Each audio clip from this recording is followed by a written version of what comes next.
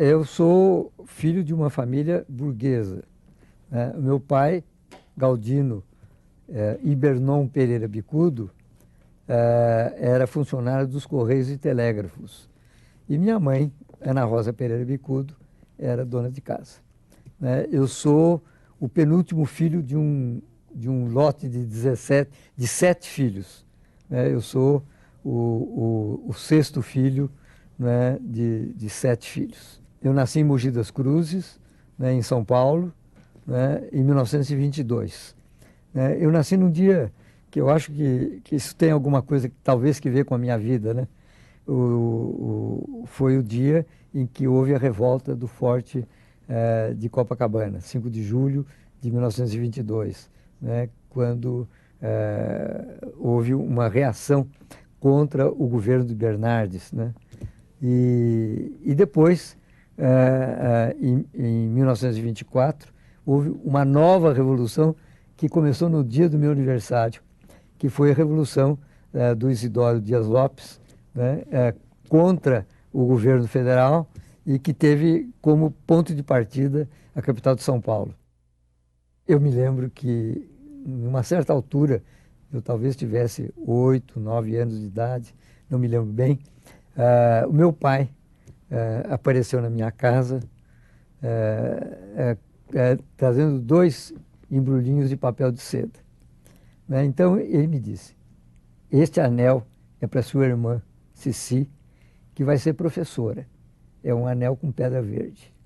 E este anel é um anel com pedra vermelha, porque você vai ser advogado.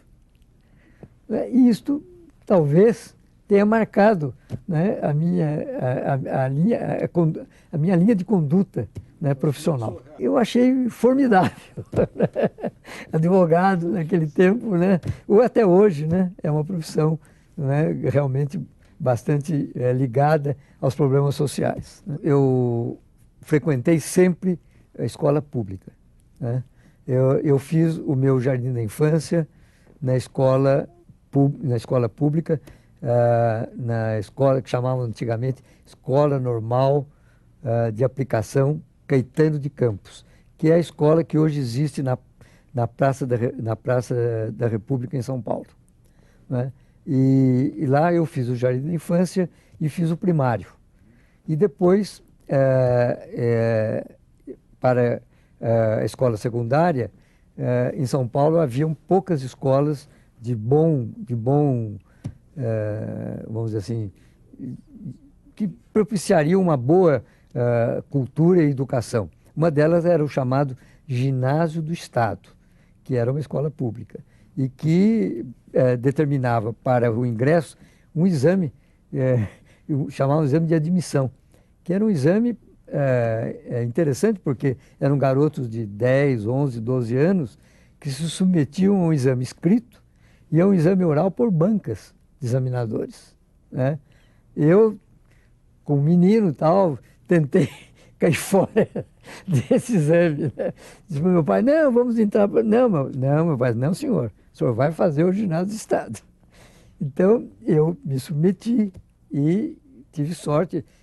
Eu me preparei com uma das minhas irmãs era professora, e eu me preparei com ela, que é minha irmã Maria da Conceição.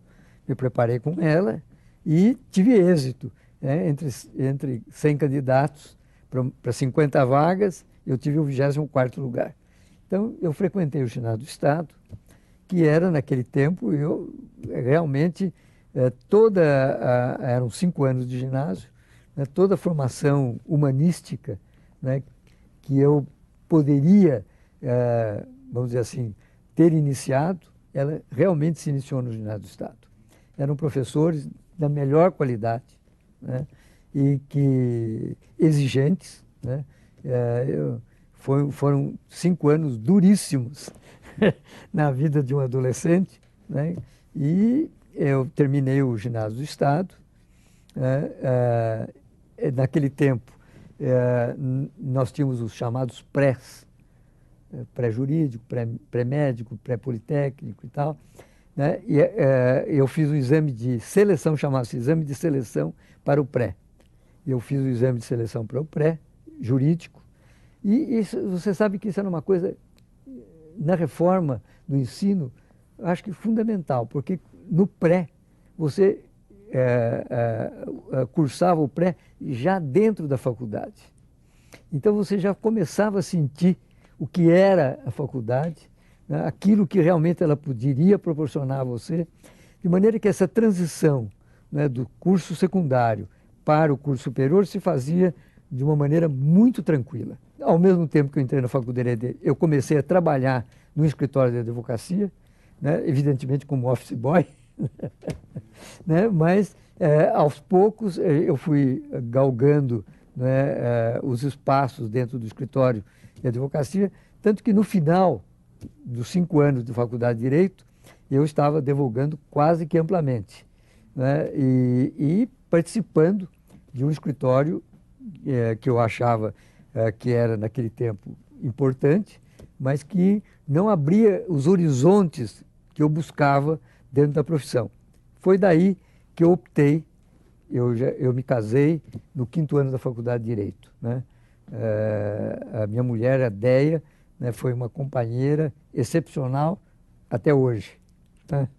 Depois, são quase 60 anos de vida comum, né? E eu achei que permanecer num escritório de advocacia, onde eu tinha limitações para ascender, vamos dizer assim, aos degraus maiores do escritório, porque era um escritório pequeno, com advogados jovens, né? Eu resolvi fazer o concurso para o Ministério Público.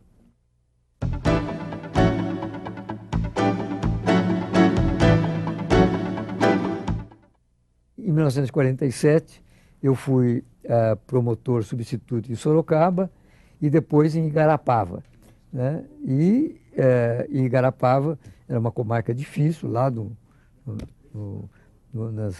ali nas margens do Rio Grande, perto de Minas Gerais, uma comarca problemática, cheia de problemas, com muitas questões de violência, e para mim foi um aprendizado importante, né? Você tinha, por exemplo, problemas trabalhistas, porque ao lado de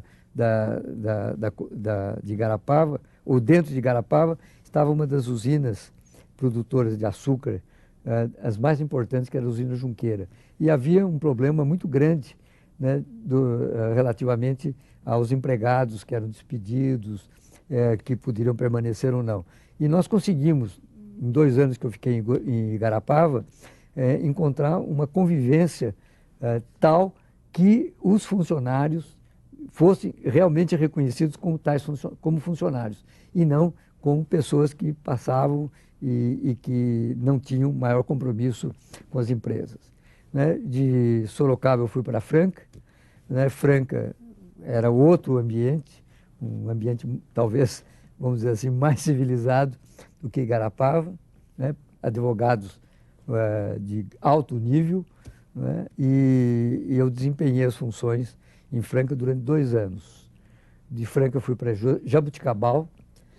Eu acredito até que a minha promoção para Jaboticabal foi uma decorrência de uma atuação que não estava agradando, vamos dizer assim, as elites francanas, né?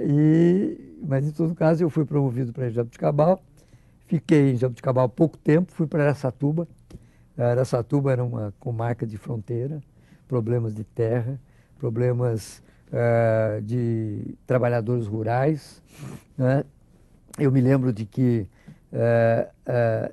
eu, nessa ocasião, dei um parecer que talvez tenha sido um dos marcos da minha vida, porque estavam imputando a trabalhadores rurais um movimento subversivo, né? E que eles deveriam ser processados pela Lei de Segurança Nacional, né? E eu me rebelei contra essa atitude, né? Que era uma atitude, até de um certo ponto de vista, do governo, né? E eu impedi que esses trabalhadores rurais fossem submetidos à Lei de Segurança Nacional com o apoio do juiz da comarca, né? Mas isto deu como consequência um certo entrave no prosseguimento da minha carreira, porque naquela ocasião, quando se vagava a promotoria de uma comarca, o promotor que estava comissionado, era o meu caso, era aproveitado para se tornar o titular. E, em consequência desses fatos, eu não fui promovido para Araçatuba. Eu estava em Araçatuba no segundo governo constitucional do Getúlio Vargas. Eu me lembro que eu recebi uma carta do governo federal, assinada pelo Getúlio Vargas, né, para que eu tomasse uma posição que não era favorável aos trabalhadores, ao contrário, era contrário aos trabalhadores, né? E eu usei da autonomia, que não era muito grande, né, do Ministério Público naquela ocasião, para rejeitar essa carta e exatamente defender a posição dos trabalhadores contra, né, as elites que queriam esmagá-los e processá-los, né?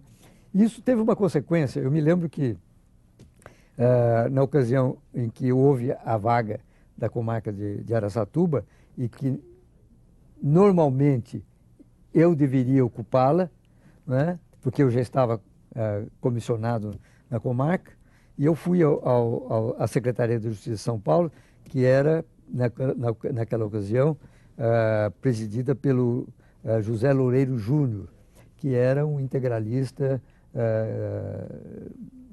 vamos dizer assim, conhecido e que era um dos ideólogos do integralismo em São Paulo, né?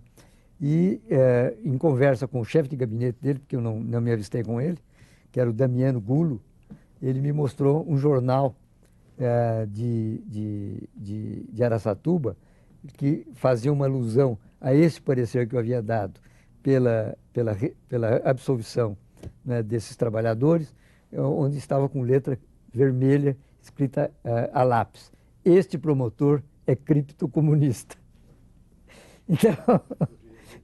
Então, quer dizer, eu não fui, evidentemente, promovido, e aí me deram um prêmio de consolação, que foi uma comissão em Sorocaba, né? Em Sorocaba eu atuei com toda liberdade. Eu acho que foi um dos bons, em momentos agradáveis, né, em que eu tive a minha atuação no Ministério Público, né? Tive alguns casos polêmicos, né, onde, por exemplo, um médico da Santa Casa, que era considerado um dos eminentes médicos da Santa Casa e que havia cometido como é que se diz, um crime culposo, né, porque ele havia feito uma cirurgia, né, uma cirurgia ginecológica, e nessa cirurgia ginecológica ele havia esquecido uma pinça hemostática no abdômen da paciente. E esse esquecimento redundou numa oclusão intestinal que determinou a morte dessa moça. Então, bom, temos que processar esse médico por imperícia ou por negligência, né? Isso aí deu um problemão na cidade, né? O bispo veio me procurar, os médicos diziam que não podiam mais exercer a profissão de médicos e tal. Mas eu acho que são coisas que têm que ser colocadas, né? E eu sempre coloquei. Bom, em consequência, eu fui promovido para a comarca de São Paulo, não como promotor da entrância, que São Paulo era a última entrância, mas num cargo inferior, que era promotor adjunto da capital, que era o que fazia as substituições, né, ocorrentes. E depois eu fui promovido para o cargo de primeiro promotor da capital, e depois eu fui promovido. Eu intervi nos casos dos processos contra o Adhemar de Barros, né, os casos em que ficou claramente comprovada, né, a corrupção. Ele havia recebido um cheque, né, do Serviço de Fundos da antiga Força Pública, de 300 e poucos, naquele tempo, cruzeiros, né, 300 e poucos mil cruzeiros, né, e que ele depositou na conta dele no Banco do Estado. Quer dizer, o crime de peculado estava inteiramente caracterizado. E eu fui a pessoa que se encarregou dessas apurações e acompanhei o processo. Ele tinha sido governador do Estado, o processo corria perante o Tribunal de Justiça. E eu acompanhei o processo junto ao Tribunal de Justiça. Quem fez a acusação formal foi o Procurador-Geral da Justiça na época, que era o Dr. Mário de Moura Albuquerque, e eu o assessorei nessa acusação. O Adhemar de Barros foi condenado e depois, por um artifício processual, esse processo foi anulado no Supremo Tribunal Federal.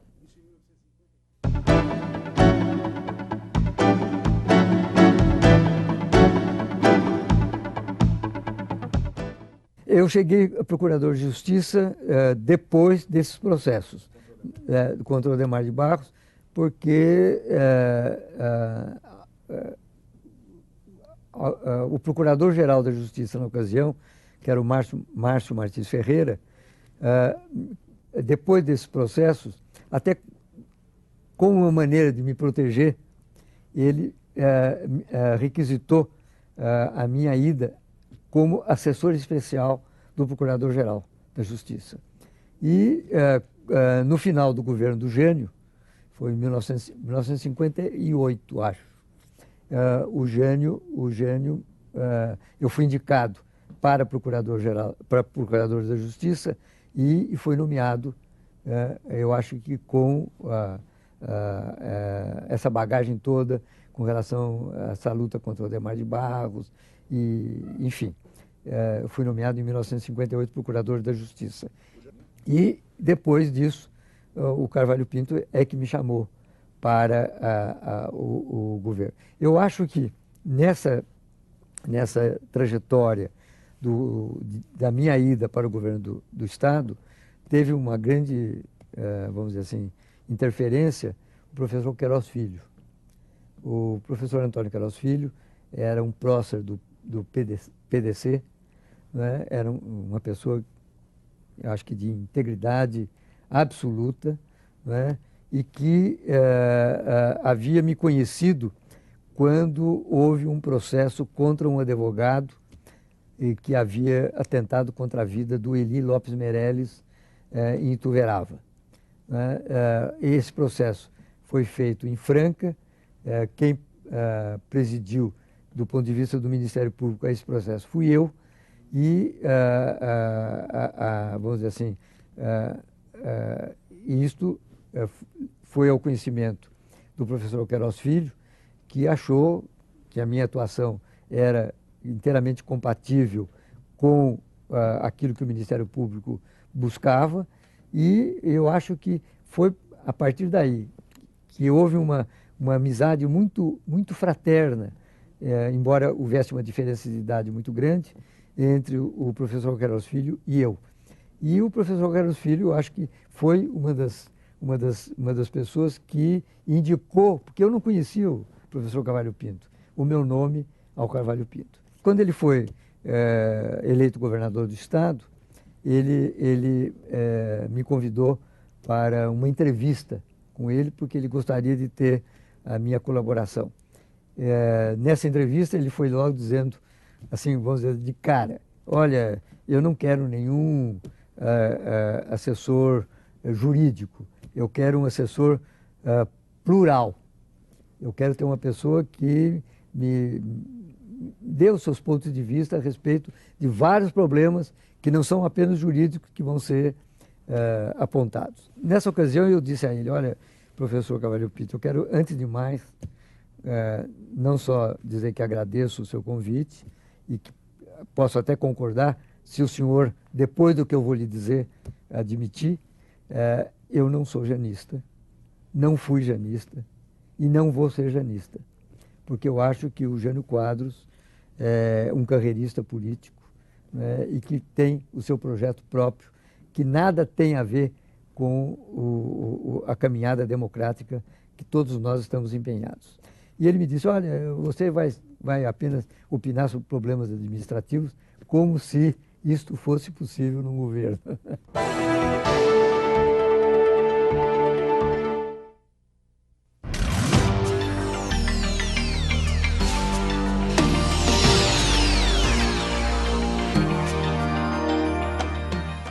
Não tenho documentos disso, mas quando o Jânio assumiu a presidência da República, o Jânio sabia que eu não havia apoiado a sua candidatura. Eu fui em poucas pessoas, até meu pai me recriminava, mas como? Você não vai votar no Jânio? Disse, não, não vou votar no Jânio porque eu sei quem é o Jânio. Depois da eleição do Jânio, o Jânio começou a fustigar o Carvalho Pinto, no sentido de que me retirasse da Casa Civil. Eu, evidentemente, a gente sabe dessas coisas. Eu, na ocasião, escrevi uma carta. Infelizmente, essa carta eu entreguei ao Carvalho Pinto. Eu não sei se ele inutilizou ou não inutilizou, o que fez dela. Mas onde eu dizia, eu quero ser bastante claro, dizia que eu não havia, como eu já havia dito a ele, votado no Jânio, não votaria no Jânio, porque o Jânio, no meu entender, era um carreirista político e que queria levar o Brasil a um sistema parecido com o nascerismo no Egito. Quer dizer, um sistema e eu não, absolutamente não concordava. Como eu sabia que ele estava, Carvalho Pinto, recebendo pressões para que eu fosse destituído da posição em que eu me encontrava, eu estava inteiramente à disposição do governo, né, e entregava o meu cargo, a minha assessoria ao governo do Estado para que ele atuasse como bem entendesse. E escrevi essa carta de próprio punho, entreguei ao professor Carvalho Pinto. 2 ou 3 dias depois, encontrando com ele, nós atuávamos nos Campos Elíseos e havia um espaço entre a parte administrativa e a residência. Então, saímos juntos, né? O Carvalho Pinto geralmente batia na minha porta e dizia, Hélio, vamos almoçar um pouco?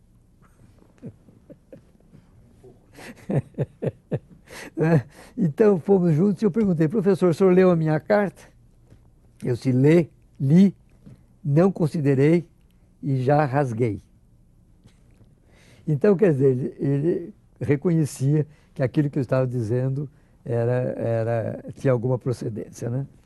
E as coisas evoluíram. O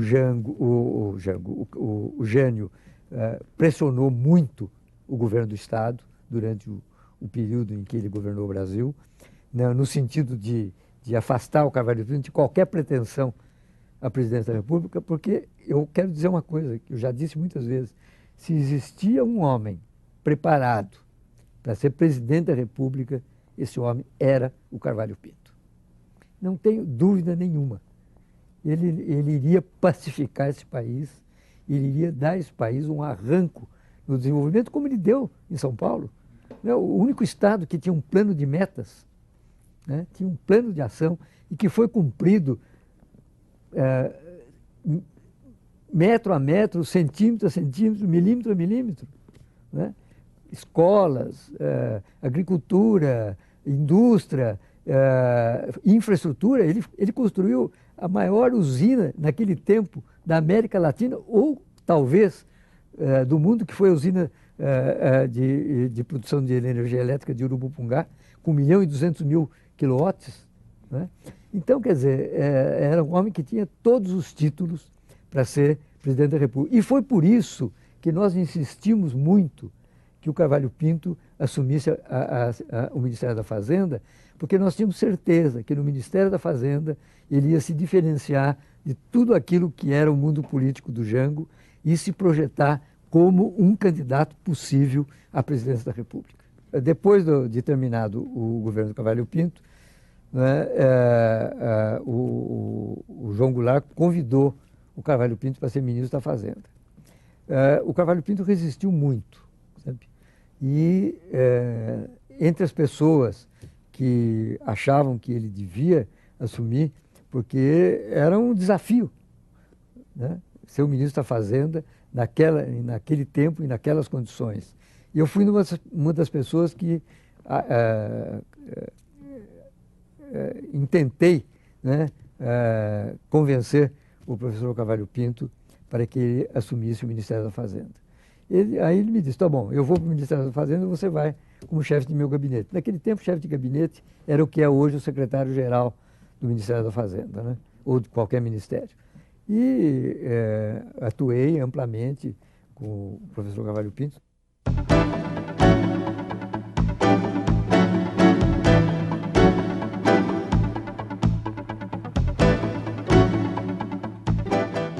O Jânio deu o golpe para ele, porque o golpe era, eu saio e volto. Volto como? Sem Congresso. Volto com o poder absoluto. Né? E isso ensejou, vamos dizer assim, a uma atuação golpista que vinha desde o tempo do Juscelino Kubitschek. Né? Exatamente. Desde o Juscelino Kubitschek, e que empolgava a sociedade civil mais conservadora e as Forças Armadas. Né? Eu me lembro, para você ter uma ideia, né, da falta de conhecimento do que realmente estava acontecendo dentro do país, uma reunião do Ministério, da qual eu participei na ausência do Carvalho Pinto, em que se perguntou, o Jango perguntou ao ministro da Guerra, que era o Jair Dantas Ribeiro, me diga uma coisa, e o Castelo? O Castelo, naquele tempo, era o chefe do Estado-Maior do Exército. O que apita o Castelo Branco? Não comanda nem o ordenança. Você vê a falta de informação, porque naquele tempo já a conspiração civil e militar estava em andamento. Isso foi em setembro, outubro de 1963. Né? Quer dizer, a falta quer dizer, o poder leva, né, a esse tipo de desconhecimento da realidade das coisas. Ele não tinha também vontade de atuar. Né? Ele trouxe como chefe da Casa Militar, né, o general, como era o nome dele? Agora não, apenas um branco, né? Mas que absolutamente não correspondeu a nenhuma expectativa.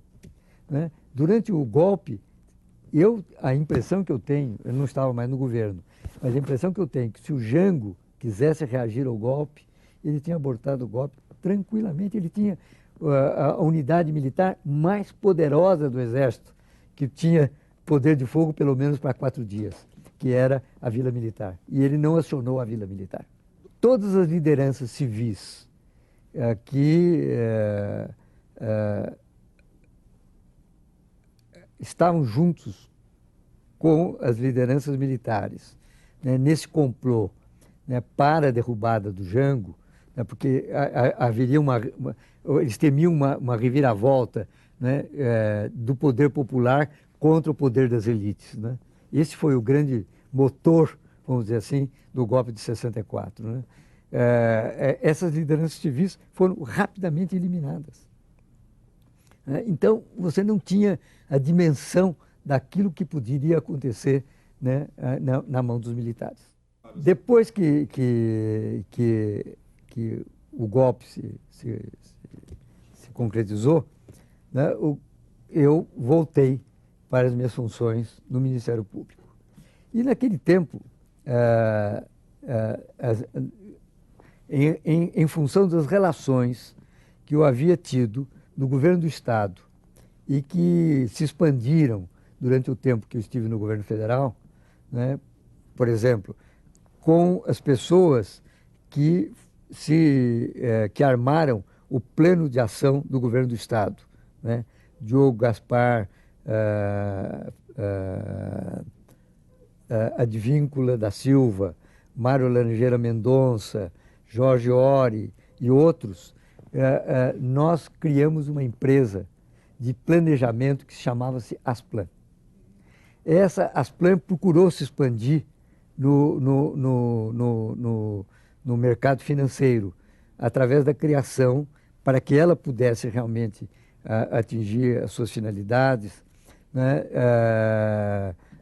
no mercado financeiro, do ponto de vista de uma financeira, da criação de uma financeira que foi a São Paulo Minas, né, e de duas aplicadoras de capitais, que eram, chamava-se Aplicam e Aplicap. Aplicam para o sul e Aplicap Aplicap para o sul e Aplicam para o norte.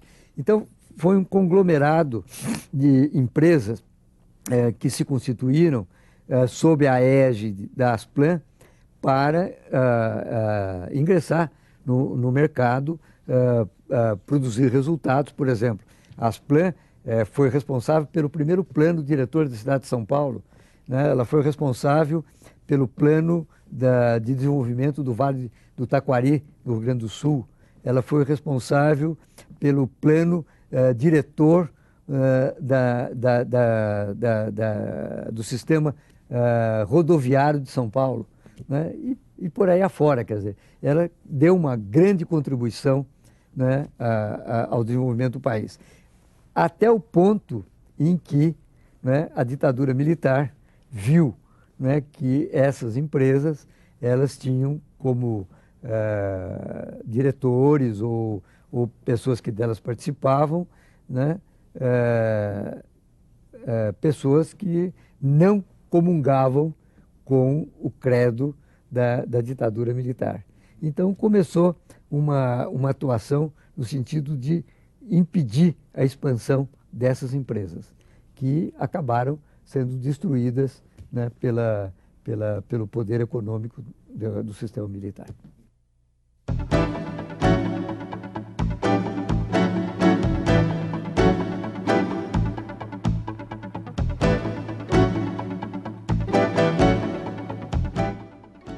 O sistema de segurança de São Paulo, como ainda hoje, ele padecia na ocasião de prestígio junto à população. Então, esse prestígio eles procuraram restaurar através da eliminação de pessoas, né? Então, surgiu o Esquadrão da Morte dentro da Polícia Civil de São Paulo, né? E que eliminou, eu não saberia dizer a você quantas pessoas, mas eu sei que foram centenas de pessoas, inclusive presos, retirados do presídio Tiradentes para serem eliminados como se tivessem sido eliminados num encontro com a polícia, né? E, em face desses fatos que não estavam sendo investigados, eu suscitei uma atuação do Ministério Público de São Paulo nesse sentido. Como é que podemos admitir que esse tipo de coisa esteja sendo feito de uma maneira absolutamente impune? Essas coisas chegaram ao conhecimento do senhor através da imprensa ou através de outro canal? Através da imprensa, né? Eu fiz uma representação ao Procurador-Geral da Justiça, concomitantemente o presidente do Tribunal de Justiça, acho que não houve um concerto entre a minha atuação e a atuação do presidente do Tribunal de Justiça. Houve uma coincidência. O presidente do Tribunal de Justiça também entendeu a mesma coisa. Como que isso pode estar acontecendo?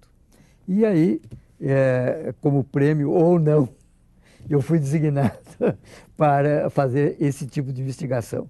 E eu fiz essas investigações. Eu consegui indiciar 35 policiais em cerca de 15 ou 16 processos, inclusive o Fleury. E aí que a coisa pegou, porque o Fleury, que era o chefe do Esquadrão da Morte, ele já tinha sido cooptado pelo regime, né, no sentido de ser a pessoa que a qual estaria a cargo a repressão política. Então, ele, com o know-how que ele obteve durante essa questão do Esquadrão da Morte, quer dizer, prisões ilegais, tortura, eliminações, né, e ele começou a participar do sistema de repressão, né, da ditadura militar, né? Muitas vezes, né? Muitas vezes, né? Mas eu procurei me defender escrevendo uma carta responsabilizando o governo federal por qualquer fato que viesse violar os meus direitos, a vida e da minha família, né, ao próprio governo federal, né, e eu dei divulgação dessa carta, não de maneira geral, né, pela imprensa. Eu disse que havia entregue essa carta a pessoas que estavam no exterior, a pessoas que estavam no Brasil. Por exemplo, eu entreguei uma da cópia dessa carta ao Júlio de Mesquita Neto, né, que era meu amigo do jornal Estado de São Paulo, e que eles estariam livres para divulgar essa carta no momento em que houvesse algum problema físico ou psíquico com relação a mim e a minha família. Eu acho que isso me defendeu. Eu consegui a prisão do Fleury, né? Num dos processos, naquele tempo, quando as pessoas eram pronunciadas por crime de morte, a prisão era obrigatória. E eu consegui pronunciar o Fleury por crime de morte e decretar a prisão preventiva dele. Ele esteve preso. E aí o Congresso Nacional se reuniu e editou uma lei para que ele não ficasse preso, que foi chamada a Lei Fleury, né? Mas, de qualquer maneira, ele foi preso, né? E isso, naturalmente, determinou um problema dentro do sistema. Eu fui procurado pelo chefe do SNI em São Paulo, que chamava-se Coronel Faustini. E ele disse, mas o senhor está fazendo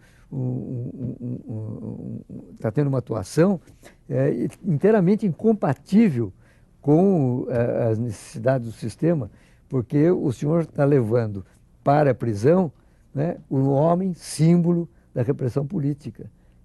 Eu disse, bom, vocês escolheram mal o homem símbolo para a repressão política. Agora vocês assumem as responsabilidades disso, né?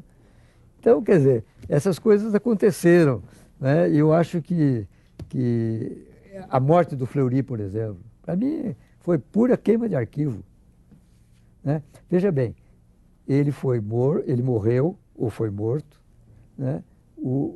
Não foi submetido à autópsia, o corpo, foi encerrado num caixão lacrado e entregue para a família lacrado. Para mim, isto é queima de arquivo.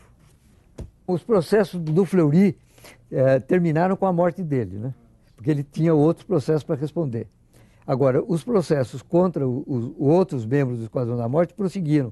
Alguns foram condenados, a maioria, evidentemente, foi absolvida.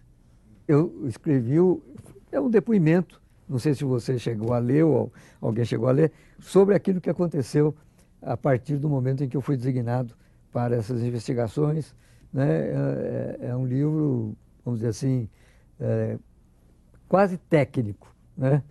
E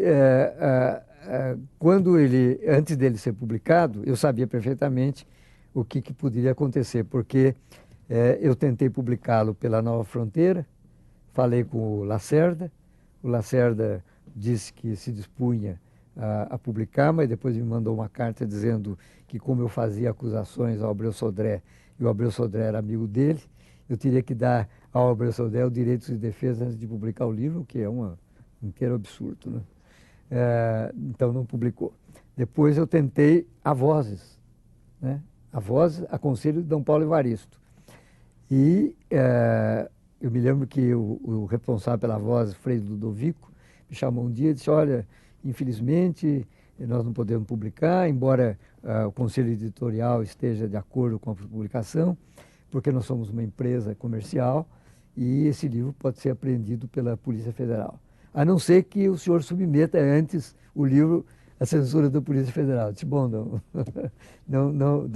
não dá para fazer isso. Então o senhor me devolva aqui os edicionários, porque se eu for por aí não vou publicar jamais. Aí o D. Paulo Evaristo disse, não, nós vamos publicar esse livro. Vamos publicar pela Comissão de Justiça e Paz de São Paulo. Ela será a editora. E eu consegui na Revista dos Tribunais a parte gráfica, e esse livro foi, a primeira edição tinha mil exemplares. Eu fui chamado pela Polícia Federal, estive lá com o Dalmo Dallari, que era o presidente da Comissão de Justiça e Paz, E acontece que eu já havia dado algumas entrevistas sobre o livro. Quer dizer, o livro estava na... Inclusive o livro, quer dizer, o Dom Paulo me disse, tira da gráfica e traz para a Cúria. E nós vamos distribuir gratuitamente esse livro. Né? E esse livro foi distribuído gratuitamente para o presidente da República, presidente da Câmara, do Senado, para deputados, para universidades e tal. Então o livro estava na rua. Então eu disse, olha, se o senhor quer aprender o livro, vai aprender aquilo que já não existe mais, porque o livro está na rua. E aí, a partir daí, o livro saiu. Foram 9 edições em português. Tivemos uma edição em italiano, uma edição em espanhol e uma edição em francês. Né? E ainda agora, ultimamente, eu fiz uma nova edição pela Martins Fontes, mostrando o que aconteceu com aquelas pessoas que foram indiciadas e acusadas dos crimes do Esquadrão da Morte. Quase nada.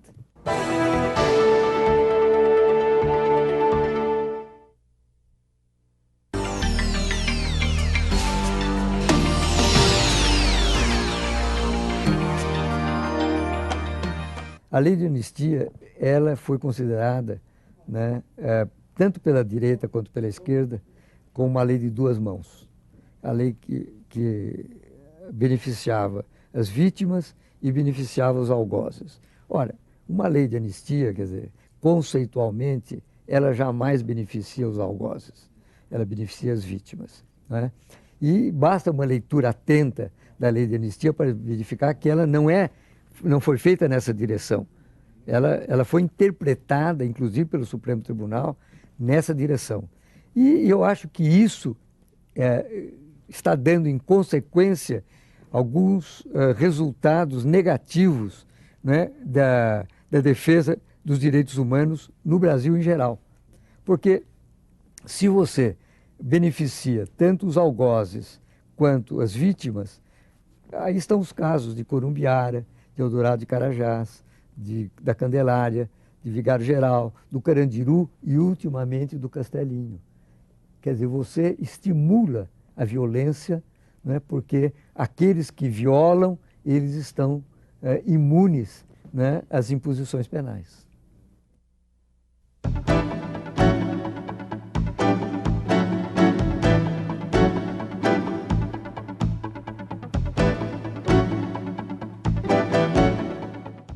Eu acho que o sindicalismo pré-64 era um sindicalismo pelego. Né? Eu acho que o sindicalismo, na acepção verdadeira da palavra, ele surgiu nas lutas contra a ditadura. 79, eu acho que foi o marco fundamental, né, do renascimento de um novo sindicalismo, né? Que, naturalmente, serviu de base para a criação do Partido dos Trabalhadores e depois para a criação da CUT. Né? Eu acho que nós não temos hoje ainda o sindicalismo ideal, mas eu acho que as sementes desse sindicalismo ideal, elas ocorrem nas lutas de 79 e na implantação da CUT depois da criação do PT. Foi exatamente essa luta, né, pela democracia, né, por um sistema de liberdade, de participação, né, enfim, uma linha socialista, né, política. Eu quero dizer a vocês que antes mesmo da fundação do partido, havia um movimento do qual eu participei, de um grupo de pessoas, dentre os quais figuravam, né, o Fernando Henrique, o José Serra, o Belfort, o Chico de Oliveira, o Plínio Arruda Sampaio, eu mesmo, né, no sentido da criação, antes da abertura do leque partidário, de um partido socialista. Né? E vieram então as eleições, eu acho que foi 79, 80, né, para o Senado. E nós apoiamos a candidatura do Fernando Henrique Cardoso. Né? Eu me lembro, até isso é inédito, que o Montoro, que era do PMDB, porque o Fernando Henrique sairia numa sublegenda do PMDB, como candidato ao Senado. E nós estávamos engajados nessa candidatura do Fernando Henrique pela sublegenda do PMDB. E o Franco Montoro, que foi meu amigo de muito tempo, me convidou para ser o suplente dele na candidatura ao Senado. Eu disse, olha, o Montoro, infelizmente eu não posso, porque eu estou engajado na candidatura do Fernando Henrique. Ele disse, mas você está fazendo uma burrice total, porque eu vou ser eleito e você vai ser o meu suplente, porque você tem condições de ser o meu suplente. E meu suplente você vai ser o senador, porque eu vou ser candidato a governador do estado e vou ser governador do estado. Você imagina como é o fato político. É interessante porque você veja, né, as coisas como é que correm. Né? Se eu tivesse queimado a minha palavra, o que eu não jamais faria, e concordado com a candidatura de suplente do Franco Montoro, eu seria o senador ao invés do Fernando Henrique, que ganhou a suplência.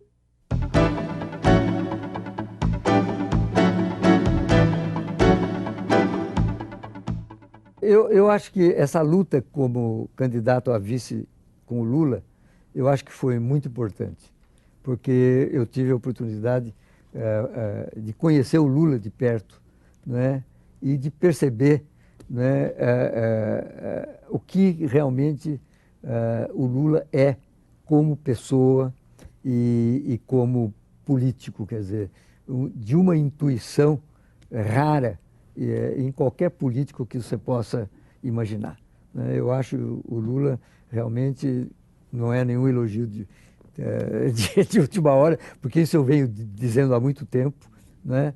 Ele é um homem de uma rara intuição política e eu acredito nessa intuição política do Lula no sentido de fazer esse país um país grande. Eu acho que a candidatura, por exemplo, ao Senado foi uma candidatura gratificante, porque eu consegui a medalha de bronze entre dois candidatos que eram fortíssimos, né, que era o Covas e que era o Fernando Henrique, né, e eu tive uma votação bastante expressiva.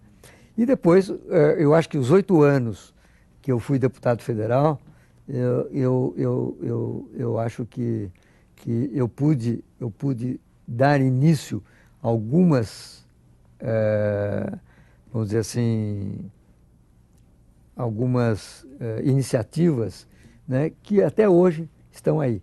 A reforma da polícia, a reforma do Poder Judiciário, a reforma do sistema prisional.